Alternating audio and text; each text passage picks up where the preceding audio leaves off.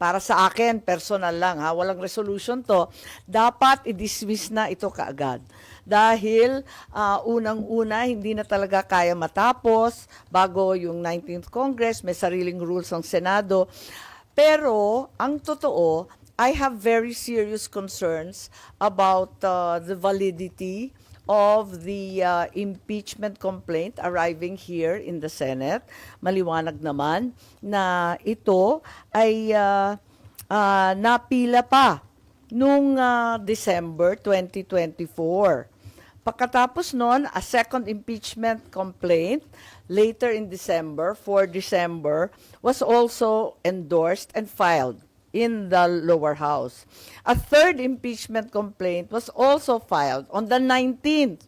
So, bale, 2nd December, 4th December, 19th December, andyan na, klaro na yung impeachment complaint na nandyan sa house. Tapos, alam naman natin yung background niyan, October 2023, marami nang nagbababala na sila ay magpapadala ng impeachment complaint. Para sa akin, dahil dito, maliwanag na hindi nila ipinadala sa amin dito sa house kaagad-agad.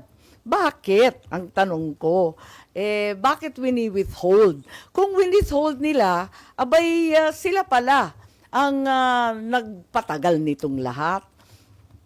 Despite the lapse of 2 months, no action was taken to transmit to the Senate or refer any of the first 3 verified complaints. Only on the 5th of February, a 4th impeachment complaint was endorsed and signed and finally sent to the Senate.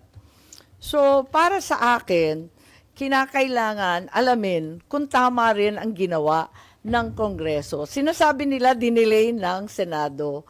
Ang akin, teka muna, sino ba talaga ang nag-delay niyan? At ngayon, violative na of the 1-year ban on filing impeachments.